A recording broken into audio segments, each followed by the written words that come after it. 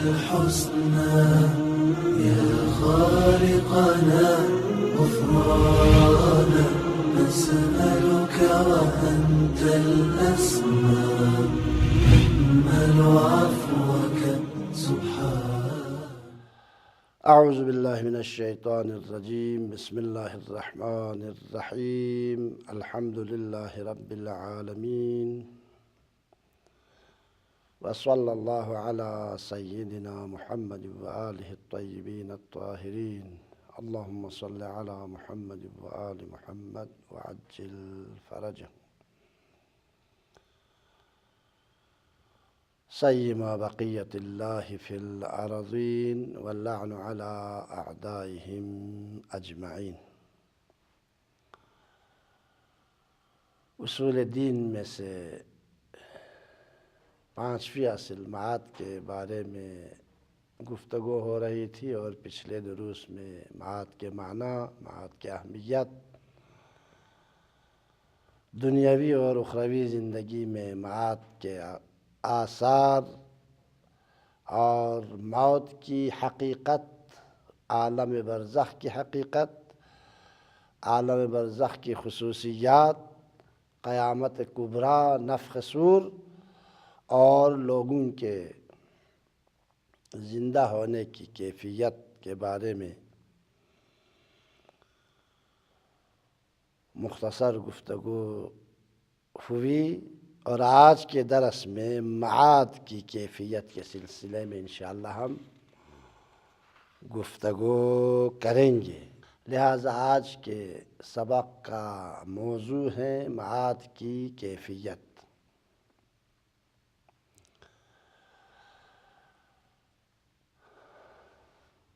قیامت میں مردوں کے زندہ ہونے کی کیفیت کے بارے میں مختلف نظریں پائے جاتے ہیں۔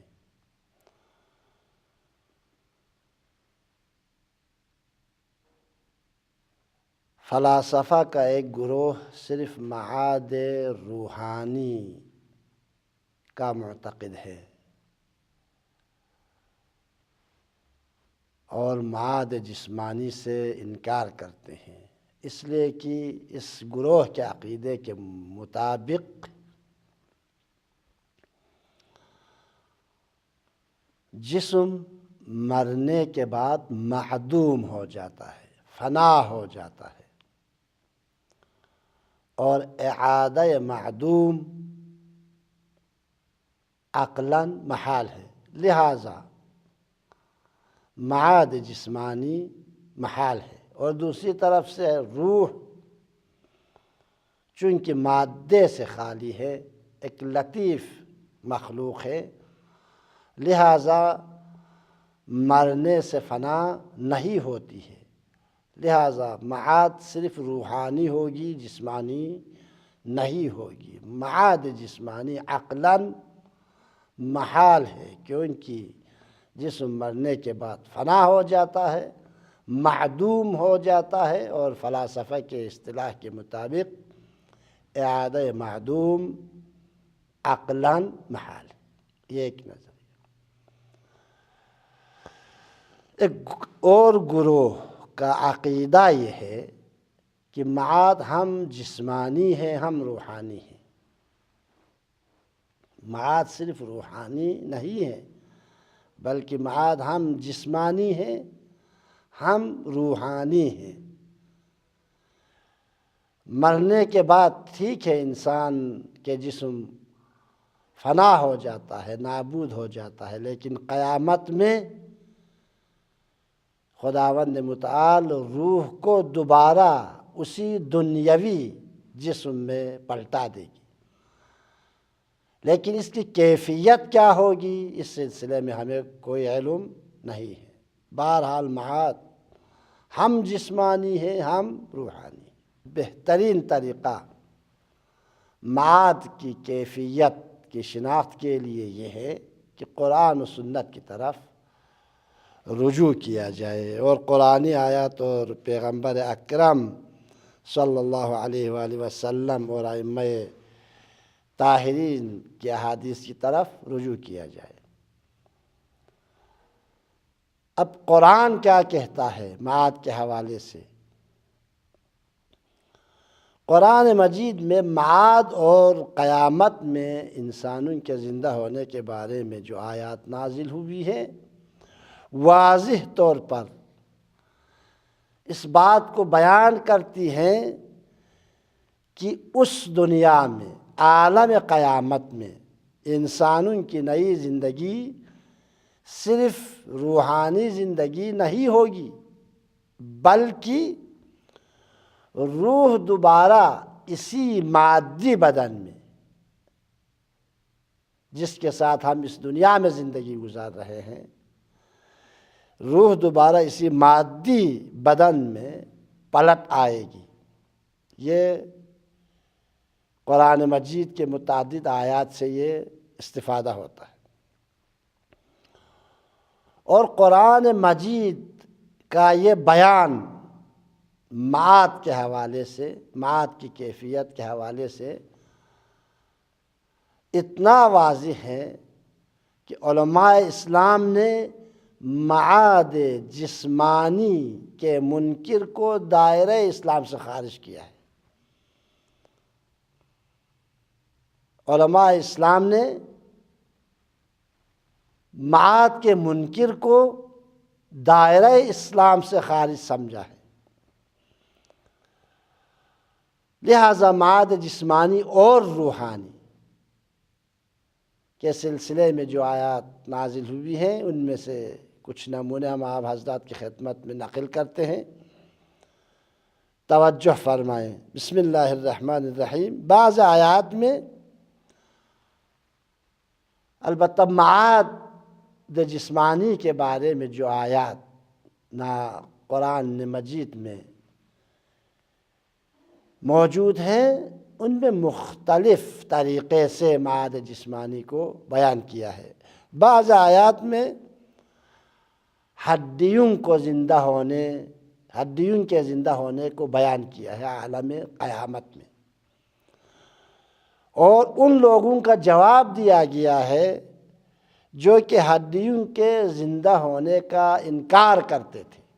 چنانچہ قرآن مجید میں ان کے قول کو نقل کرنے کے بعد ان کا جواب دیا گیا ہے۔ چنانچہ ارشاد رب العزہ ہے، قال من یحیی العظام وہی رمیم۔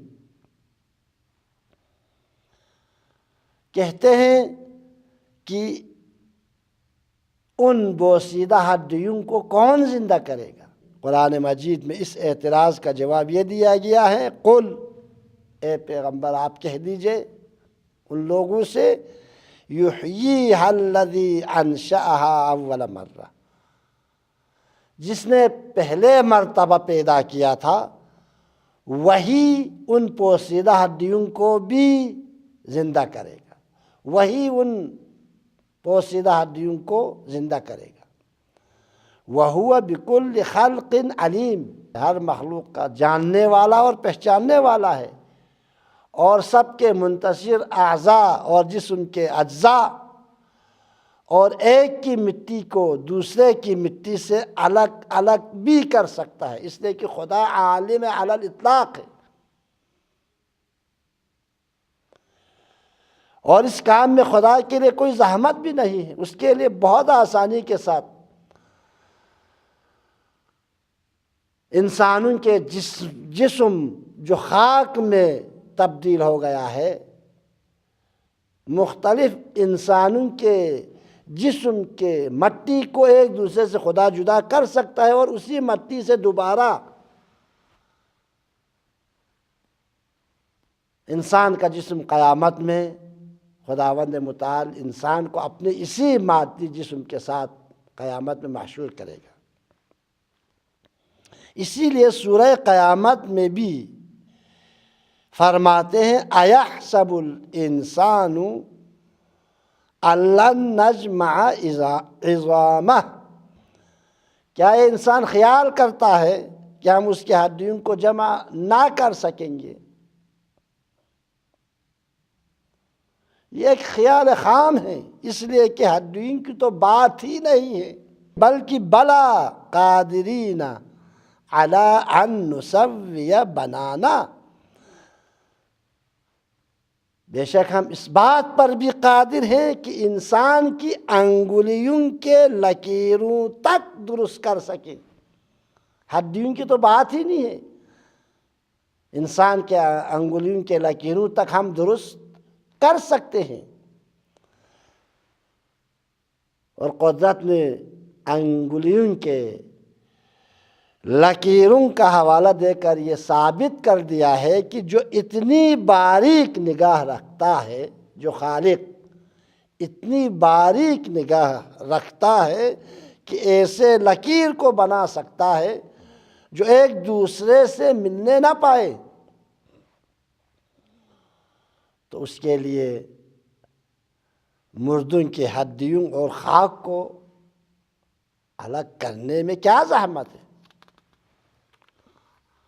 انگلیوں کے لکیروں کو بھی الگ الگ بنا سکتا ہے، تو ہڈیوں کو الگ کرنا تو اس کے لیے کوئی مشکل کام نہیں ہے۔ یہ ایک قسم کی آیتیں تھیں جو ان لوگوں کے جواب کے اعتراض میں اور معاد جسمانی کی کیفیت کے بارے میں قرآن میں نازل ہوئی ہے۔ بعض آیات انسان کے خاک کے پردوں سے باہر آنے اور قبر سے اٹھائے جانے کو بیان کرتی ہے، چنانچہ ارشاد رب العزہ ہے وَنُفِخَ فِي الصُّورِ، اور جب سور پھونکا جائے گا تو سب کے سب اپنی قبروں سے نکل کر اپنے پروردگار کی طرف چل کھڑے ہوں گے۔ لیکن فطری طور پر، طبیعی طور پر یہاں ایک سوال اٹھتا ہے، اور وہ یہ ہے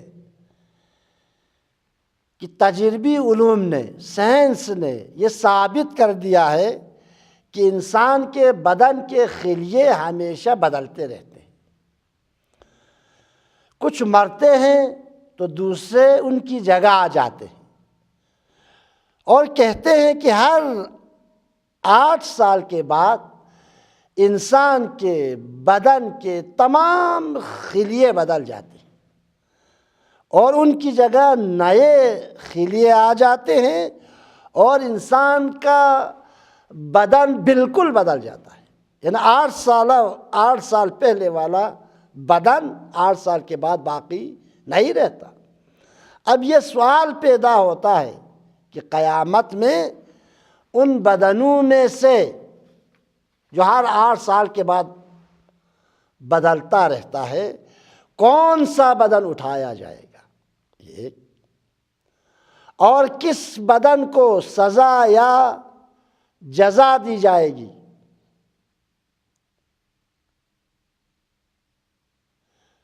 اور واضح سی بات ہے کہ ہر بدن کا فاعل الگ الگ ہے، ہر بدن کا اعمال اور کردار الگ الگ ہے۔ انسان پہلے 8 سال میں جو انسان نے عمل انجام دیا ہے، وہ بعد والے 8 سال میں انسان دوبارہ تکرار شاید نہ کرے، تکرار کرے بھی تو پہلے والا کچھ اور عمل ہے، دوسرے 8 سال میں جو عمل انجام دیا وہ کچھ اور ہے۔ لہٰذا یہاں پہ پہلے والا بدن کے ساتھ جو انسان اعمال انجام دے چکے ہیں، بعد والے بدن کے کھاتے میں ڈالنا یہ صحیح نہیں ہے، اس لیے کہ ہر بدن کا الگ الگ فاعل ہے۔ لہذا سوال یہ ہے کس بدن کو جزا یا سزا دی جائے گی، کس بدن کو قیامت میں محشور کیا جائے گا، اٹھایا جائے گا۔ اس سوال کا جواب یہ دیا گیا ہے، آدمی کے بدن اور اس کے مادی جنبوں میں تغییر اور تبدل کے ساتھ ساتھ انسان کی شخصیت ہمیشہ ثابت اور برقرار رہتی ہے۔ ٹھیک ہے، بدن میں تغییر و تبدل پیدا ہوتا ہے، ہر 8 سال کے بعد بدن بدل جاتا ہے، لیکن انسان کی حقیقی شخصیت میں کوئی تغیر اور تبدل حاصل نہیں ہوتا۔ انسان کی شخصیت ثابت اور برقرار رہتی ہے، جو کہ مادی خصوصیات سے پاک اور منزہ ہے، اور جزا یا سزا کا محور وہی ہے، وہی حقیقی شخصیت ہے جسے روح کہا جاتا ہے۔ لہذا جزا اور سزا کا محور روح ہے، نہ بدن، جس میں تغیر و تبدل نہیں آتا۔ مثال کے طور پر ایک شخص نے جرم کیا، کچھ عرصے کے بعد وہ عدالت میں پیش ہوئے، مثال کے طور پر 20 سال کے بعد عدالت میں پیش ہوئے، اور اگر یہ کہے، اگر وہ انسان یہ دعویٰ کرے کہ جس نے جرم کیا تھا وہ میں نہیں تھا، اور تھا، کوئی اور تھا، جس نے 8 سال پہلے 20 سال پہلے جو جرم کیا ہے وہ کوئی اور تھا، یا دوسرے ہاتھ پاؤں تھے، تو کیا اس مجرم کی بات کو تسلیم کی جائے گی، کر لی جائے گی؟ یقیناً نہیں۔ حالانکہ 20 سال کے اندر اس کے بدن، پورا بدن 2 دفعہ کم از کم 3 دفعہ بالکل بدل چکا ہے، لیکن اگر کوئی وہ یہ دعویٰ کرے جس نے جرم کیا تھا وہ کوئی اور تھا یا دوسرے ہاتھ پاؤں تھے، تو کیا اس کا یہ دعویٰ قابل قبول ہے؟ عدالت میں قبول کی جائے گی اس کا یہ دعویٰ؟ ہرگز نہیں۔ اس بنا پر جزا اور سزا کا تعلق انسان کی روح سے ہے۔ اسی طرح خوشی اور غم، رنج و مصیبت کا مرکز انسان کی روح ہے، نہ بدن۔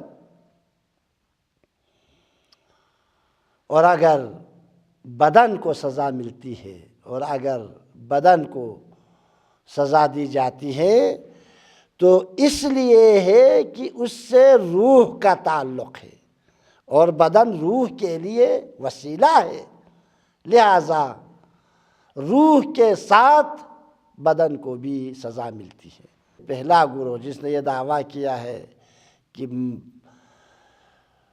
معاد صرف روحانی ہے، معاد جسمانی معقول نہیں ہے، یہ کہ غلط نظریہ ہے، بلکہ معاد جسمانی عین عقل کے مطابق ہے، عقل کے مطابق ہے، اس لیے کہ انسان کی حقیقت جسم نہیں ہے، اور اعادہ معدوم ٹھیک ہے انسان کے عقل کے مطابق محال ہے، لیکن ان اللہ علی کل شیء قدیر، قادر مطلق کے لیے کوئی مشکل کام نہیں۔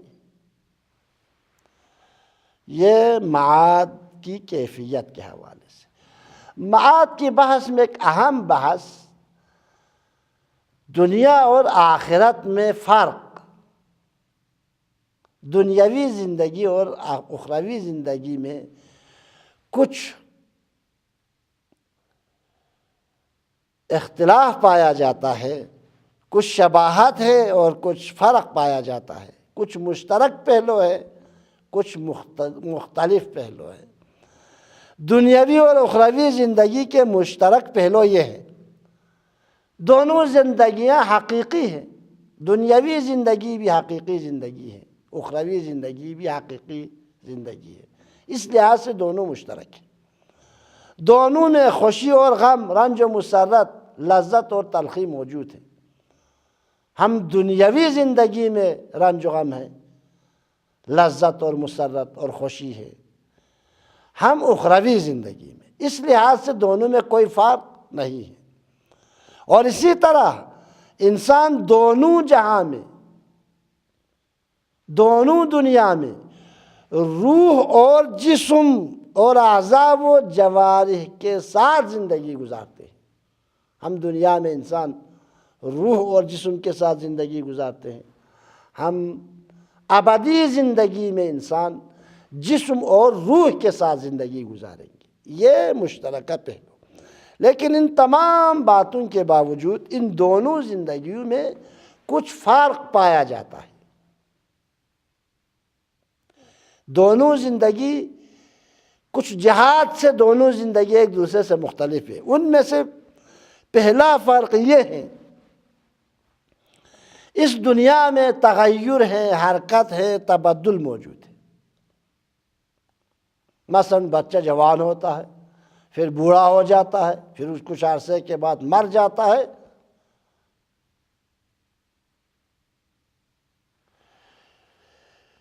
نئی چیزیں اسی طرح، نئی چیزیں پرانی ہو جاتی ہیں اور پرانی چیزیں ردی بن جاتی ہیں، لیکن دنیا یا آخرت میں پیری، ردی، فرسودگی وغیرہ کا وجود نہیں ہے اور نہ ہی موت آئے گی، یہ ایک فرق۔ دوسرا فرق یہ ہے کہ یہ دنیا فانی ہے، کچھ وقت کے لیے ہے دنیاوی زندگی، لیکن آخرت کا گھر عالم بقا ہے۔ یہ دنیا زوال پذیر ہے، لیکن وہ دنیا ثابت اور برقرار ہے۔ زندگانی دنیا کھیل اور تماشا ہے، لیکن اخروی زندگی ابدی زندگی ہے، آخرت کا گھر ابدی گھر ہے۔ یہ دوسرا فرق۔ تیسرا فرق یہ ہے کہ اس دنیا میں موت اور حیات مخلوط ہے۔ ہم موت ہے، ہم حیات ہے انسان کے لیے، حیات کے پیچھے موت ہے، لیکن آخرت میں ایسا نہیں ہے، وہاں حیات ہی حیات ہے، زندگی ہی زندگی ہے، وہاں موت معنی نہیں رکھتا، بلکہ قرآنی آیات، وقت کے دامن میں گنجائش نہیں ہے، قرآنی آیات درخت سبزے سب حیات ابدی رکھتے ہیں، انسان کی تو بات ہی نہیں۔ لہٰذا یہ تیسرا فرق۔ چنانچہ قرآن مجید میں ارشاد فرماتے ہیں وَإِنَّ الدَّارَ الْآخِرَةَ لَهِيَ الْحَيَوَانُ، اور آخرت کا گھر دائمی گھر ہے، ابدی گھر ہے، زندگی کا گھر ہے، ہمیشہ کی زندگی کا مرکز ہے۔ لَوْ كَانُوا يَعْلَمُونَ، اگر یہ لوگ انسان کچھ جانتے اور سمجھتے ہیں تو دنیاوی زندگی فانی ہے، لیکن ابدی زندگی باقی ہے۔ دنیاوی زندگی میں موت و حیات مخلوط ہے، ابدی زندگی میں لہی الحیوان، حیات ہی حیات ہے، وہاں موت کا کوئی گزر نہیں ہوتا۔ چوتھا فرق، آخرت میں انسان کے اعضاء و جوارح میں بھی احساس، ادراک اور شعور پیدا ہو جائے گا، جبکہ اس دنیا میں ایسا نہیں ہے۔ اور جھوٹے اور فریبکار کی زبان اخروی زندگی میں بند ہو جائے گی۔ چنانچہ قرآن مجید میں ارشاد ہو رہا ہے الیوم نختم علی افواہہم، خداوند متعال قیامت کے بارے میں گفتگو کرتے ہوئے فرماتے ہیں الیوم نختم علی افواہہم، آج ہم ان کے منہ پر مہر لگا دیں گے، آج ہم ان کے منہ پر لگام چلا دیں گے، وَتُكَلِّمُنَا أَيْدِيهِمْ، اور ان کے ہاتھ ہم سے ہم کلام ہوں گے، اور ان کے ہاتھ ہم سے وہ سب کچھ بیان کریں گے، ہمیں وہ سب کچھ بتا دیں گے۔ نہ صرف ہاتھ، وَتَشْهَدُ أَرْجُلُهُمْ، اور ان کے پاؤں گواہی دیں گے، کس چیز کی گواہی دیں گے؟ بِمَا كَانُوا يَكْسِبُونَ، کہ یہ انسان دنیا میں کیسے عمل انجام دیا کرتے تھے وہ سب بیان کریں گے۔ لہٰذا عالم دنیا اور عالم آخرت میں فرق یہ ہے، عالم دنیا میں انسان کے اعضاء و جوارح میں ادراک نہیں ہے، لیکن عالم آخرت میں انسان کے حتیٰ ہاتھ پیر تک میں احساس اور ادراک ہیں اور قوت گویائی عطا ہوگی۔ اور پانچواں فرق یہ ہے کہ دنیا اور آخرت ایک سال کی دو فصل کی طرح ہے، یعنی دنیا میں بویا جاتا ہے، آخرت میں کاٹا جاتا ہے۔ چنانچہ پیغمبر گرامی اسلام کی وہ مشہور حدیث کہ حضور صلی اللہ علیہ وآلہ وسلم نے فرمایا الدنیا